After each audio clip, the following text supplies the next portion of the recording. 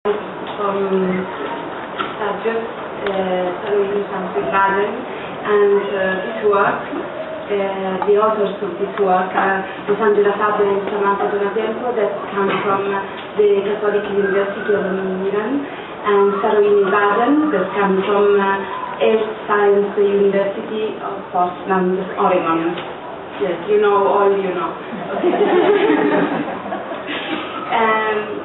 I thank, before to initiate, also the Italian Association, IAIL, and the president that is just coming in, Lucia Dovigo de Loro, because they support our research.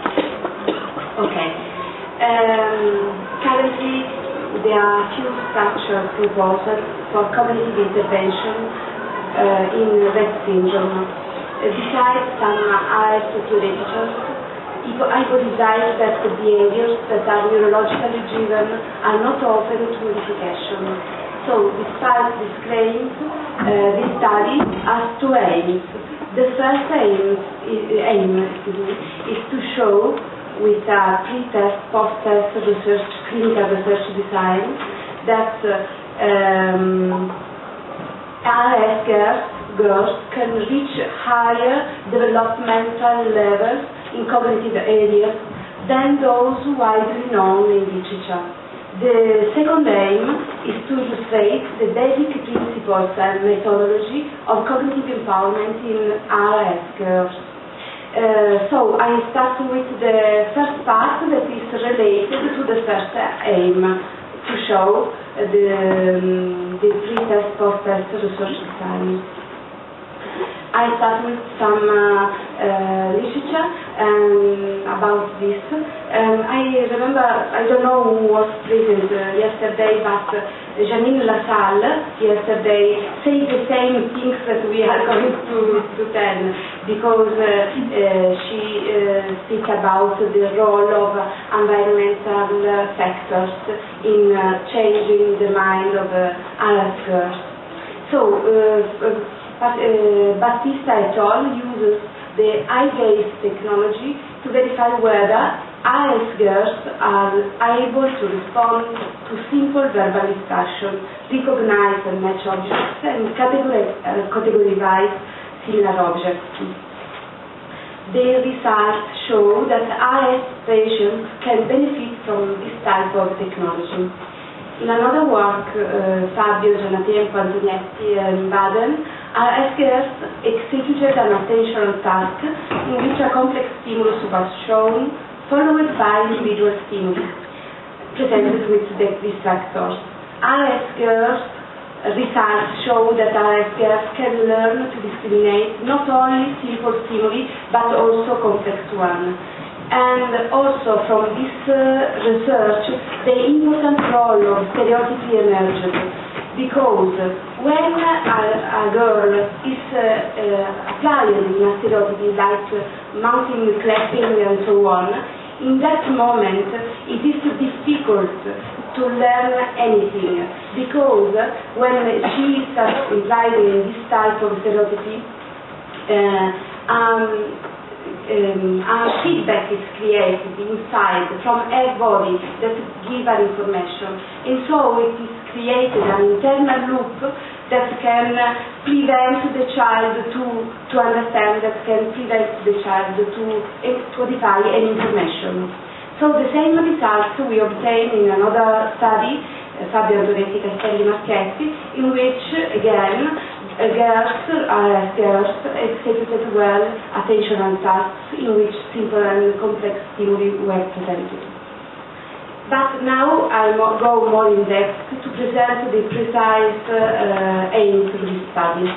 The first is selective attention will improve. Second, the amount of help needed during the intervention decreases. And this positive result, this is more importantly, these positive results can be enhanced also in a general scale like Vineland.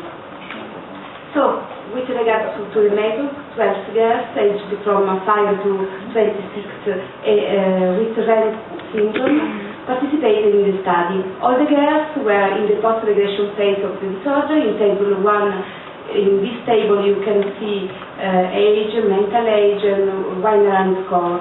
And they were severely mentally retarded, unable to speak, and they have also a lot of stereotypes. Procedure.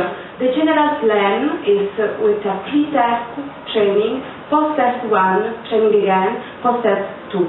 In pre-test 1, a general assessment of logical abilities of Rett syndrome girls were made.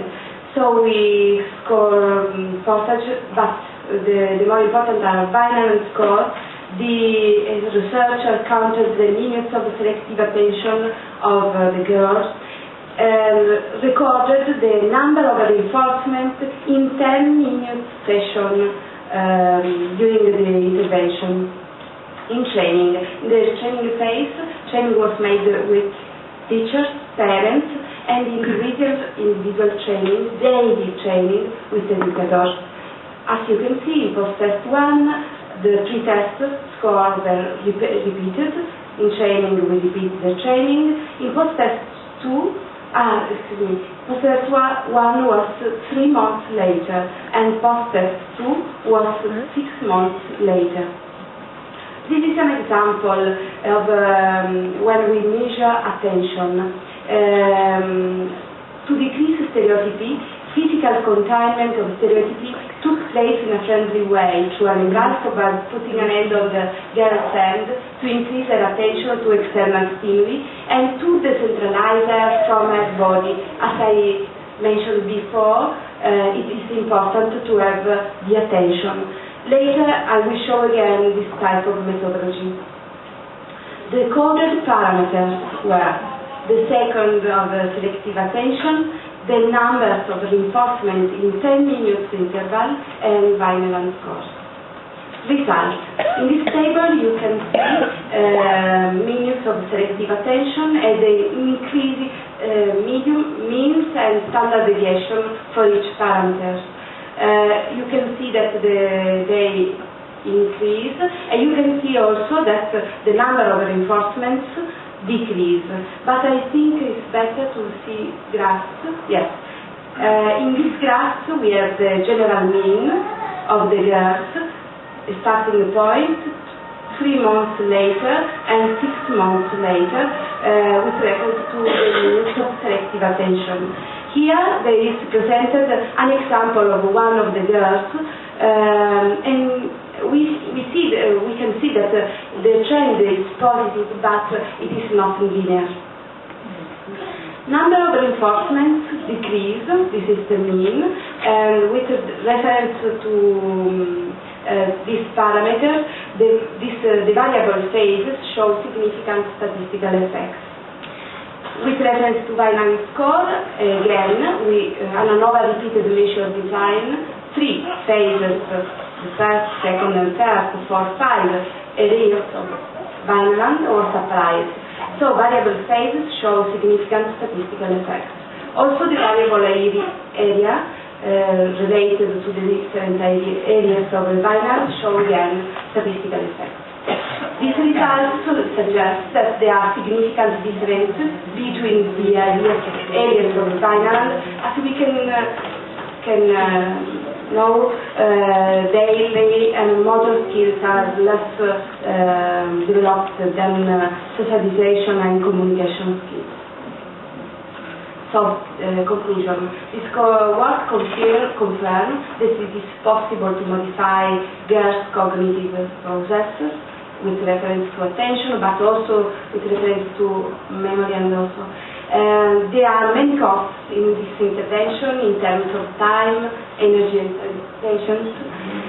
And the critical elements may be the interaction between school and family, because it is important to have a synergy among parents, teachers, educators, therapists, and so on.